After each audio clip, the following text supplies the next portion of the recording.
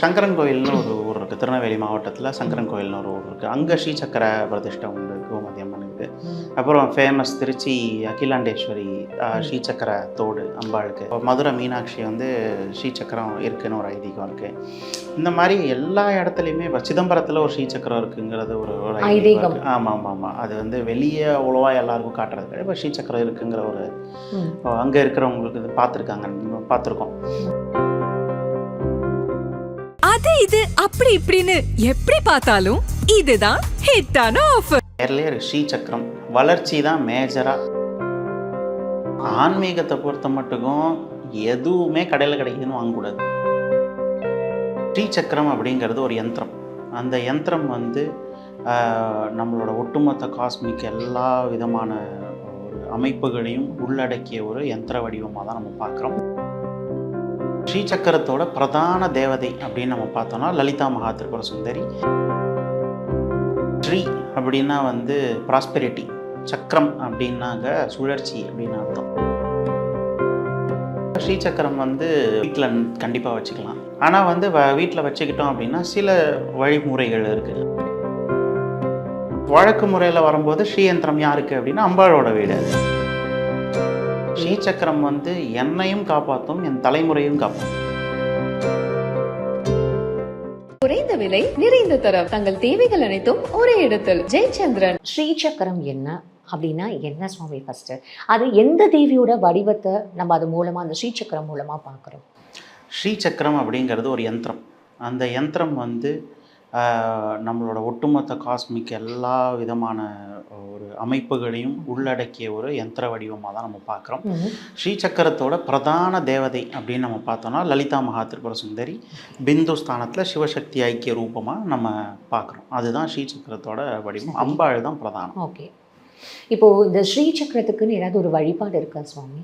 கண்டிப்பாக ஸ்ரீசக்கரத்தோட வழிபாடுகள் நிறையா இருக்குது. அதாவது வழிபாடு முறைகள் ஏகப்பட்டது.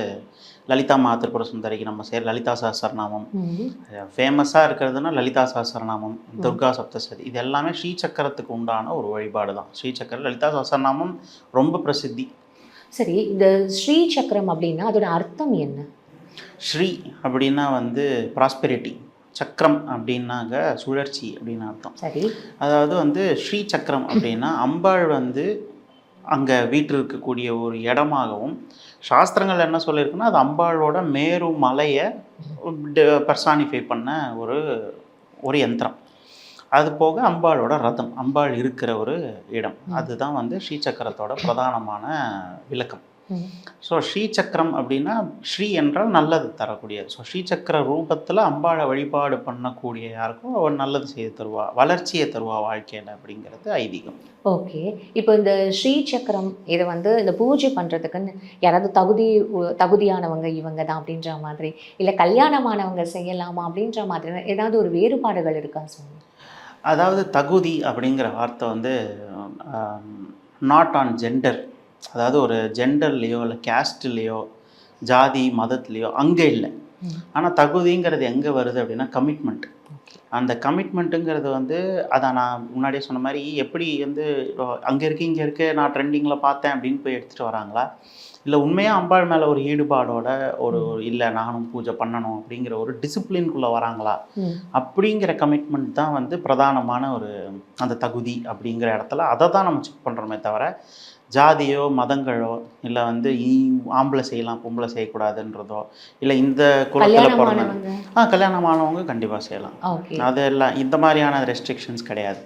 ஆனால் பிரதானமான ரெஸ்ட்ரிக்ஷன் எங்கே வருதுன்னா டிசிப்ளின் பேஸ்டில் வருது. டிசிப்ளின்குள்ளே வர நம்ம தயாராக இருக்கோமா, இல்லை சும்மா 10-11 ஒன்று வந்து பண்ணிட்டு போகிறதுக்கு நம்ம வரோமா, அந்த இடத்துல தான் அந்த கமிட்மெண்ட் டெஸ்ட்டு வந்து வருது. ஓகே, இப்போ இந்த ஸ்ரீசக்கரம் அப்படின்ற அந்த வழிபாடு, இந்த விதிமுறைகள், இல்லை வீட்டில் வந்து நம்ம இதை வச்சு கும்பிடலாம், இந்த ஸ்ரீசக்கரம் எப்படி இருக்கும், இந்த மாதிரியான ஏதாவது ஒரு விஷயங்கள் நம்ம ஃபாலோ பண்ணணுமா சுவாமி? ஆமாம், கண்டிப்பாக ஸ்ரீசக்கரம் வந்து வீட்டில் கண்டிப்பாக வச்சுக்கலாம். ஆனால் வந்து வீட்டில் வச்சுக்கிட்டோம் அப்படின்னா சில வழிமுறைகள் இருக்குது. அதாவது வந்து நம்ம கண்டிப்பாக அதுக்கு அபிஷேகங்கள் செய்ய வேண்டியது இருக்கும். ஸ்ரீசக்கரம் வச்சுக்கிட்டாலே அபிஷேகம் அர்ச்சனை நிச்சயமாக செய்யணும்.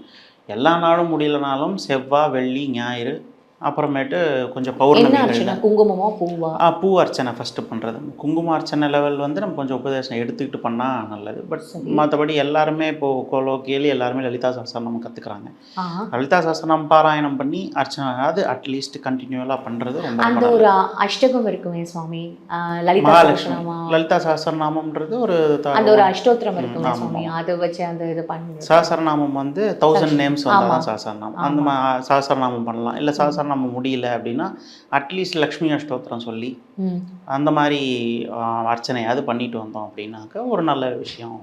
வீட்டில் ஒரு வளர்ச்சி இருக்கும் கண்டிப்பாக. அந்த அந்த சக்கரம் வச்சு நம்ம இந்த வழிபாடு. ஆமாம், வீட்டில் ஒரு வளர்ச்சி இருக்கும். சரி, இப்போ இது நான் வந்து கடைக்கு போனேன், நான் இந்த சக்கரத்தை வாங்கின்னு வந்தேன் அப்படின்ற மாதிரி ஏதாவது ஒரு விஷயம் பண்ண முடியுமா?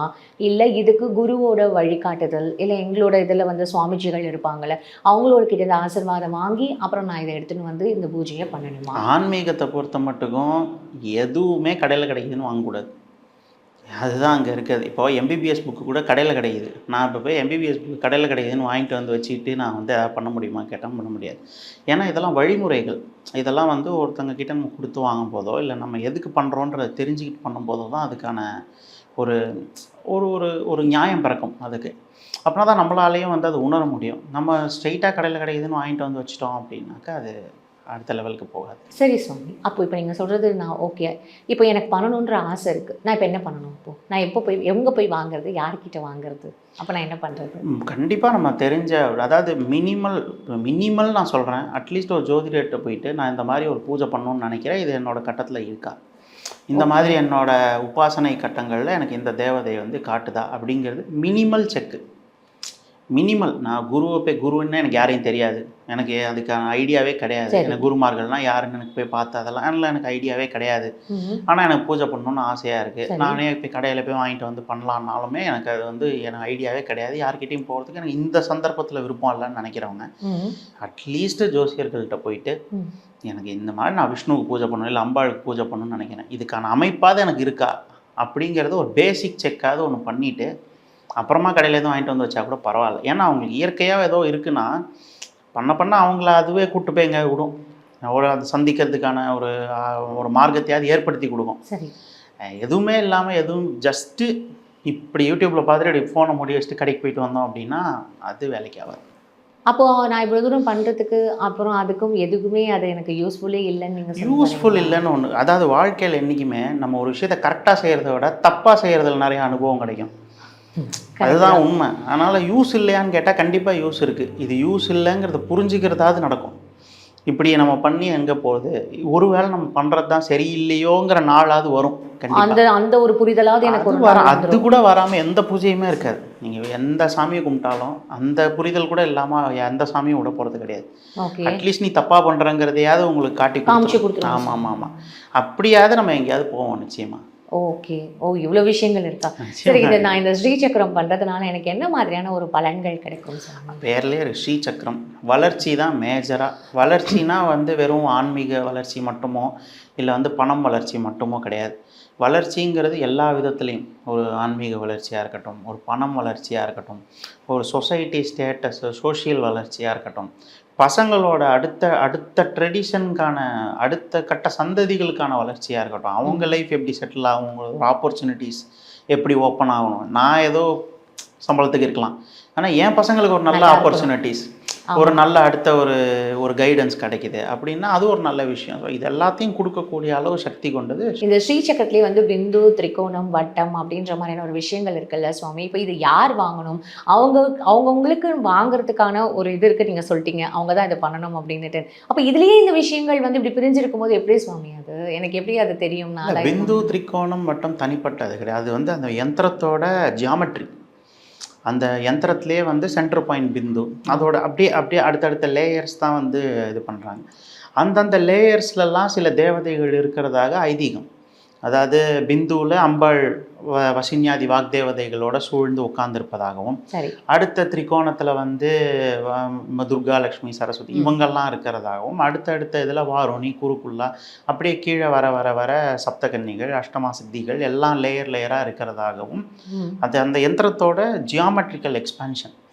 பட் ஆனால் வந்து அந்த அந்த அந்த யந்திரத்தோட இது எல்லாம் சேர்ந்தது லலிதாம்பிகையோட உருவம். ஸோ ஏன்னா நம்ம வந்து ஒரு விக்கிரகத்துக்கும் யந்திரத்துக்கும் அதுதான் டிஃப்ரென்ஸ். ஒரு விக்கிரகத்தில் நம்ம ஒரே உருவத்தை வச்சுட்டு அதுக்குள்ளே எல்லாம் அடக்கம்னு எப்படி பார்க்குறோமோ, பட் யந்திரத்தில் ஒரு ஸ்பெசிஃபிகேஷன் வந்துடுது. அவ்வளோதான். இப்போ ஒரு வீடை பார்க்குறோம், இது யார் வீடு அப்படின்னு பார்த்தா ஒரு சாரோட வீடு அப்படின்னு ஒரு வார்த்தையில் சொல்லிடலாம் ஈஸியாக. ஆனால் அதே வந்து அந்த வீடு கட்டுறதுக்கு ஒரு டிராயிங் போட்டிருப்பாங்க. அதில் சாரோட வீடுன்னு பேப்பரில் எழுதி கொடுக்க மாட்டாங்க.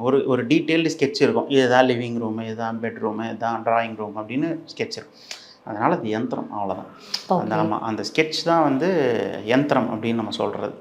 ஆனால் அதே வந்து வழக்கு முறையில் வரும்போது ஸ்ரீயந்திரம் யாருக்கு அப்படின்னா அம்பாளோட வீடு அது, அவ்வளோதான். ஆனால் யந்திரமோட நம்ம அதை ஃபார்மேட்டாக பார்க்கும்போது அதில் எல்லாம் இருக்கும். லிவிங் ரூம், பெட்ரூம் எல்லாத்தையும் நம்ம பார்ப்போம். சரி, அதுதான் வித்தியாசம். இப்போ இந்த எனக்கு தெரிஞ்சு வந்து காமாட்சி அம்மன் அங்கே வந்து அந்த ஸ்ரீசக்கரம் இருக்குது அப்படின்றத நம்ம பார்த்துருக்கோம்ல சுவாமி. அதுக்கு வந்து வேற எங்கெங்கெல்லாம் ஸ்ரீசக்கரம் இருக்குது? நிறைய அம்பாள் கோயில்களில் ஸ்ரீசக்கர பிரதிஷ்டை இருக்குது. ஆனால் எனக்கு முன்னாடியே வந்து அங்கே தான் அர்ச்சனை பண்ணுறதை நம்ம பார்த்துருக்கோம். ஆமாம். அப்போ வேற எங்கோ அந்த மாதிரி நம்ம பார்க்கலாம் நிறைய. இப்போது சங்கரன் கோயில்னு ஒரு ஊர் இருக்குது, திருநெல்வேலி மாவட்டத்தில் சங்கரன் கோயில்னு ஒரு ஊர் இருக்குது. அங்கே ஸ்ரீசக்கர பிரதிஷ்டை உண்டு, கோமதி அம்மன் இருக்குது.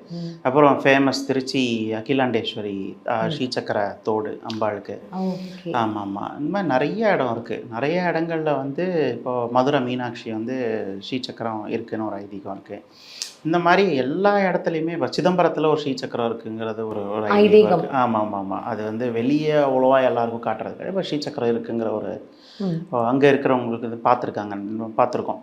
அந்த மாதிரி இருக்குது. ஸோ பேசிக்காக நிறைய இடங்களில் அந்த ஸ்ரீசக்கர பிரதிஷ்டை, யந்திர பிரதிஷ்டை இருக்குது, அர்ச்சனை பண்ணுறாங்க. இந்த ஸ்ரீசக்கரம் நான் இன்றைக்கி தான் பண்ணணும், இந்த நாட்களில் தான் பண்ணணும், இந்த பூஜை நேரத்தில் தான் பண்ணணும், ஏதாவது கால விதிமுறைகள் அதுக்கு இருக்கா சுவாமி? டெய்லி பண்ணால் நல்லது. ஆனால் வந்து இல்லை டெய்லின்றது எனக்கு செட் ஆகாதுங்கிறவங்க அட்லீஸ்ட் செவ்வாய், வெள்ளி, ஞாயிறு, இல்லை செவ்வாய், வெள்ளி, ஞாயிறும் முடியாதுன்னா வெள்ளிக்கிழமை அண்ட் பௌர்ணமி, இந்த 2 நாட்கள் கண்டிப்பாக வச்சுக்கணும். இல்லை என்னால் கொஞ்சம் இன்னும் எஃபர்ட் போட முடியும் அப்படின்றவங்க வந்து செவ்வாய், வெள்ளி, ஞாயிறு அண்ட் பௌர்ணமி வச்சுக்கிறது ரொம்ப நல்லது. அபிஷேகம் பண்ணி அபிஷேகம் கண்டிப்பாக வந்து 3ஆவது பண்ணணும். மஞ்சள் தேன்பால் அபிஷேகம் பண்ணிவிட்டு நம்ம வந்து ஓம் ஸ்ரீ மாத்ரே நமக, மகாராங்கியே நமக, ஸ்ரீமத் சிம்மாசனேஸ்வரியே நமக, லலிதா சஹஸ்ரநாமாவளியோட முதல் 3 நாமாவளி இது. அதை சொல்லி அவர் அர்ச்சனையோ அதை ஒன்று பண்ணிவிட்டு நம்ம நைவேத்தியம் வச்சாலே, நைவேத்தியம் எனிதிங் ட்ரை ஃப்ரூட்ஸு இந்த மாதிரி ஏதோ ஒரு நைவேத்தியம் பண்ணி பூஜை பண்ணாலே ஓகே தான். இது வந்து இவ்வளோ சிம்பிளாக சுவாமி, இதை மட்டும் பண்ணாலே கூட நான் வந்துடுறேன் அப்படின்ற பண்ணுங்க பண்ணுங்க நான் இப்படியாவது வந்து நீங்கள் எனக்கு கும்பிடுங்க அப்படின்ற மாதிரி இருக்குல்ல சுவாமி. என்ன பண்ணக்கூடாது, பண்ணணும் ஓகே, என்னென்ன பண்ணக்கூடாதுன்ற ஏதாவது இருக்குமா சுவாமி? அதாவது பண்ணக்கூடாதது அப்படின்னு நம்ம பார்த்தோம் அப்படின்னாக்கா, நம்ம வந்து ஒரு ரெகுலராக பண்ணணும் எடுத்துக்கிட்டோம்னா. நம்ம வந்து சும்மா அந்த நேரத்துக்கோசரம் எடுத்துக்கிட்டு ஒரு நாள் பண்ணிவிட்டு ஒரு நாள் பண்ணாமல் அந்த மாதிரி இல்லாமல் ஏதோ நம்ம கொஞ்சம் ஒரு டிசிப்ளினில் இருந்தால் ஓகே. பட் மற்றபடி பண்ணக்கூடாது அப்படிங்கிற மாதிரி இருக்கிறது என்னென்னா, நேரம் ஒரு முக்கியமான விஷயம். மாற்றி ஒரு நாள் காலையில் பண்ணேன், ஒரு நாள் ராத்திரி பண்ணேன், ஒரு நாள் எனக்கு டைம் கிடைக்கும்போது நான் 12 மணிக்கு பண்ணேன், ஒரு நாள் வந்து எனக்கு நான் வெளியே போனோம் அதனால் நான் வந்து வெளியே போயிட்டேன் காலையில், அப்புறம் மத்தியானம் வந்து நான் பண்ணேன். அந்த மாதிரிலாம் இஷ்டத்துக்கு இல்லாமல் காலையில் ஒரு 8 மணிக்குள்ளே பண்ணேன், இல்லைனா சாயங்காலம் பண்ணேன் அப்படின்னு ஒரு வரைமுறைக்குள்ளே வர ஸ்டாண்டர்டான ஒரு பூஜை டைமிங் வச்சுட்டு ஸ்ரீசக்கரத்துக்கு நம்ம பண்ணணும். அது எல்லா சுவாமிகளுக்குமே அது வந்து எல்லா பூஜைகளுக்குமே அது பொருந்தும் இருக்குது. ஆனால் ஃபாலோ பண்ணுறாங்களாங்கிறது கொஸ்டின் ஆகுதுல்ல. எல்லாருக்கும் வந்து எனக்கு வேலை இருந்துச்சு நான் என்ன பண்ணுறது அப்படின்னு. ஸோ அந்த மாதிரி ஒரு கேள்விகளுக்குள்ளே வராமல், வேலை இருக்கோ இல்லையோ இந்த டைமில் பண்ணோன்னா பண்ணணும், இல்லைனா அன்றைக்கி பண்ணக்கூடாது. பண்ணாமல் விட்டுட்டாலும் ஸோ செவ்வாய், வெள்ளி, பண்ணாமல் விட்டுட்டா மனசெல்லாம் ரொம்ப கஷ்டம். அப்போ கரெக்டாக பண்ணணும். இது என்னது நான் எனக்கு மனசும் நல்லா இருக்கணும், அதே சமயம் நான் இருக்கிற மாதிரி தான் நான் இருப்பேங்கிறது கூழுக்கும் ஆசை மீசைக்கும் ஆசை, அது முடியாது. சரி சுவாமி, எங்களை திட்டாதீங்க, நாங்கள் எல்லாமே யோசிச்சு பண்ணிடுறோம் எப்படியாவது. இன்னும் சாதாரண மக்கள் அன்றாட வாழ்க்கையில் கஷ்டப்படுறாங்க நிறைய ஒரு விஷயங்கள். இது வந்து ரொம்ப ஒரு ஓகே ஸ்ரீசக்கரம் நம்ம வந்து வச்சுக்கிட்டா நம்ம இந்த மாதிரியான ஒரு பூஜைகள் பண்ணால் எனக்கு என்ன மாதிரியான ஒரு மாற்றங்கள், எனக்கு என்ன மாதிரியான ஒரு நல்ல விஷயங்கள் நடக்கும் அப்படின்றது இருக்கா சுவாமி? ஏன்னா வாராகிக்கு நீங்கள் ஒரு சில விஷயங்கள் சொன்னீங்க, இவங்கள தான் இப்படி கும்பிடணும், இது மாதிரியான ஒரு விஷயங்கள் இருக்குமா? அந்த ஸ்ரீசக்கரம்க்குன்னு அந்த மாதிரி ஏதாவது இருக்கா சுவாமி? ஆமாம், ஸ்ரீசக்கரம் வந்து ஒரு சாதாரண ஒரு பூஜை முறை கிடையாது. ஏதோ ஒன்று நான் எடுத்துக்கிறேன் எனக்கு பண்ணிக்கிறேன் அந்த மாதிரி கிடையாது. ஸ்ரீசக்கரம் வந்து என்னையும் காப்பாற்றும், என் தலைமுறையும் காப்பாற்றும். அந்த மாதிரியான ஒரு சக்தி ஸ்ரீசக்கரத்துக்கு உண்டு. அதே மாதிரி அம்பாளோட பேரே ஸ்ரீசக்கரத்தில் வந்து குலாயி நமகான்னு ஒரு பேர். ஸோ ஓகே, எனக்கு குலதெய்வம் யாருன்னே தெரியலனா கூட ஸ்ரீசக்கர பூஜை சரியாக செய்துட்டு வரும் பட்சத்தில் அந்த குலதெய்வமே சாந்தி அடையும். நமக்கு யாருனே தெரில, என்னன்னே தெரில, எனக்கு என்ன இதுன்னு தெரில, சொல்லவும் யாரும் இல்லைங்கிற இடத்துல ஸ்ரீசக்கரத்துக்குள்ளே அத்தனை தேவதைகள் அத்தனை யோகினிகள் இருக்கிறதுனால ஏதோ ஒரு விதத்தில் அது ஸ்ரீசக்கரம் வழிமுறைகள் அதோட வந்து இதுதான் பின்பற்றணும் அப்படின்ற மாதிரியான ஒரு விஷயம் இருக்குது. கடையிலையும் வாங்கக்கூடாதுன்னு நீங்கள் சொல்லிட்டீங்க, ஜோசியரை வச்சு பார்க்கணும்னு சொல்கிறீங்க, அப்புறம் எனக்கா தோணுச்சு நான் பண்ணணும் அப்படின்னாலும் அதுவும் கூடாதுன்னு சொல்கிறீங்க. என்னதான் சுவாமி இப்போ நான் பண்ணணும்? நான் உங்களுக்காக பண்ணக்கூடாதுன்னு சொல்லலையே, பேசிக்காக போய் பார்த்துட்டு வந்துட்டாது பண்ணுங்கன்னு சொன்னேன், அவ்வளோதான். எனக்கு பண்ணவே ஆசையாக கூடாது. இருக்குது சுவாமி.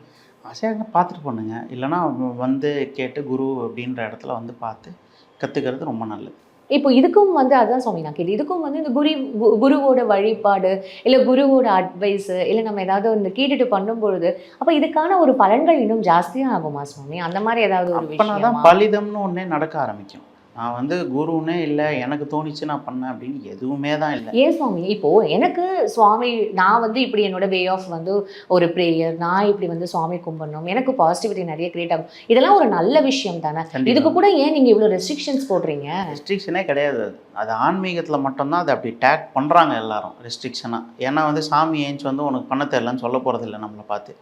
அதனால் எல்லாரும் அது வந்து குரு அப்படின்ற இடத்துல அவர் ஏதோ ரெஸ்ட்ரிக்ஷன் போட போகிறாரு அப்படிங்கிறது வந்து ஒரு பிம்பம். சரி, ஆன்மீகத்தை விட்டுருங்க. என் ஸ்கூலில் டீச்சர் இல்லையா? என் பிள்ளை என்ன அறிவு கட்டவனா? அவனுக்கு வந்து டீச்சர் இருந்தால் தான் படிப்பானா? ஏன் தானாக படிக்க மாட்டானா? எந்த பேரண்ட்டாக தான் ஆர்கியூ பண்ணுறாங்களா? போய் டீச்சர்கிட்ட விட்டு நல்லா 4 அடி போடுங்க மேடம், வீட்டில் படிக்க மாட்டேங்கிறான், எங்கேயாவது படிக்கணும்னு தான் சொல்லி விட்டு வராங்க. அப்போ அங்கே அது கரெக்டாக, ஆன்மீகத்தில் தப்புனா அது எப்படி? அது எல்லா இடத்துலையுமே இருக்குல்ல. அதாவது வந்து ஒரு டிரைவிங் கிளாஸு, கார் ஓட்டணும்னு எனக்கு தான் ஆசை, நான் ஏன் டிரைவிங் கிளாஸ் காசு கொடுக்கணும்? ஏன்னா நான் என் காரை நான் இடிச்சு எனக்காக தான் நான் கற்றுக்குறேன். குருவுக்காக நான் போயிட்டு ஆன்மீகம் கற்றுக்க போகிறது இல்லை, எனக்காக தான் ஆன்மீகம் கற்றுக்க போகிறேன். அதுமாதிரி ஒரு கார் ஓட்ட போகிறேன்னா நான் தான் ஓட்ட போகிறேன், ஜாலியாக பாட்டு போட்டு ஓட்ட போகிறது நான் தான். பட் ஆனால் அது ஒரு லேர்னிங் ஃபேஸ்னு ஒன்று இருக்குல்ல. ஒரு கட்டத்துக்கு மேலே நம்ம வந்து என்ன வேணாலும் நம்மளே பண்ணலாம். ஆனால் அந்த என்ன வேணாலும் நம்ம பண்ணலாங்கிற அந்த ஒரு இடம் வரணும்ல. இப்போ நான் சிஏ படிச்சுட்டுறாங்க, சிஏ படிக்கிறாங்க, அவங்க சொல்லி கொடுத்தவங்க இல்லை இன்ஸ்டியூட் எக்ஸாம் என்ன அவங்க ஒரு கணக்கு போடும்போது வந்து கை பிடிச்சிக்கிறாங்களா? கிடையாது. படிக்கிற வரைக்கும் கை பிடிச்சிக்கிறாங்க, இதை பண்ணாதீங்க பண்ணுங்கன்னு சொல்லித்தரேன். அப்புறம் ப்ராக்டிஸ் பண்ணும்போது அவங்க தானே பண்ணுறாங்க. லாயர் படிக்கிறாங்க, அதே தான். எல்லா இடத்துலையும் மென்டார்ஷிப் இருக்குது. அதை நம்ம வந்து குருன்றது அதே இங்கிலீஷ் படுத்தி பாருங்கள், மென்டார்ஷிப்னு பாருங்கள், எல்லாருக்கும் பிடிக்கும். கடைசியாக ஒரு கேள்வி, யூடியூப் பார்த்து பண்ணுறவங்க தான் இன்றைக்கி ஜாஸ்தி. அது கரெக்டா தப்பா, இது நம்ம பண்ணலாமா பண்ணக்கூடாதா அப்படின்றது பாதி பேருக்கு விஷயம் தெரியாது சுவாமி. இன்னொரு பாதி பேருக்கு ஜாதகமே இப்போ இல்லையே சுவாமி. அவங்களுக்கு வந்து ஜாதகம் இருக்கா அப்படின்றதே வந்து இப்போ முன்ன மாதிரி ஜாதக கட்டம் எழுதுறவங்களையும் தாண்டி நாங்கள் வந்து இப்போது கம்ப்யூட்டரில் வந்து எங்களுக்கு ஹாரோஸ்கோப் கிடச்சிடுச்சு அப்படின்னு சொல்கிறவங்களுக்குலாம் எது கரெக்டான ஹாரோஸ்கோப்பே தெரியாமல் அதோட வழிபாடு முறையே அவங்களுக்கு தப்பாக தானே சுவாமி போகுது. அப்போ எது கரெக்டு எது தப்புன்றது எப்படி நான் நிர்ணயம் பண்ணுவேன்? இல்லை, அந்த அளவு பிரச்சனையை பார்க்க வேண்டிய அவசியம். அதாவது டேட் ஆஃப் பர்த்து டைம் இருந்தால் இப்போ எல்லாருமே வந்து சாஃப்ட்வேர் தான். யாருமே அந்த காலம் மாதிரி உங்களோட இதெல்லாம் குறித்து வச்சுக்கிட்டு அவங்க லக்னம் பார்த்து பஞ்சாங்கம் பார்த்து எழுதுகிறவங்க வந்து இருக்காங்க, ஆனால் கம்மி. எல்லாருமே ஒரு சாஃப்ட்வேர், இன்றைக்கி சாஃப்ட்வேர் அந்த வேலையை செய்யுது. எல்லா திருக்கணிதம் வாக்கியம் எல்லாத்தையும் ஒரு கன்சால்டேட் பண்ணி அதுவே அந்த கணக்கெலாம் போட்டு ஒரு தெளிவாக ஒன்று கொடுத்துருது. அப்போ அந்த ஜாதகத்தில் தான் அவங்க பார்க்குறாங்க. ரெண்டாவது இந்த யூடியூப்பு இப்போ நீங்கள் கேட்ட கேள்வியாக இருக்கட்டும், நான் அதை வந்து அல்டிமேட்னே சொல்லலை, இல்லை அதை பண்ணாதீங்கன்னு சொல்லலை. ஆனால் நான் என்ன சொல்கிறேன், அது ஒரு முதல் படியாக வச்சுக்கோங்க. அங்கே வந்துருச்சுன்னா அல்டிமேட்டுன்னு எடுத்துக்கிறத விட அதை ஒரு முதல் படியாக வச்சுக்கலாம். ஓகே, நான் யூடியூப்பில் பார்த்தேன், இப்போ நான் ஸ்ரீசக்கரம் வாங்கிட்டு வந்து யூடியூப்பில், இப்போ நானே யூடியூப்பில் தான் சொல்கிறேன். ஓகே, அந்த 3 நாமாவளி சொல்ல சொன்னார்ப்பா, நான் யூடியூப்பில் பார்த்து செய்ய ஆரம்பிக்கிறேன், செய்யுங்க, பிரச்சனை இல்லை. ஆனால் அது ஒரு முதல் படியாக வச்சுக்கோங்க.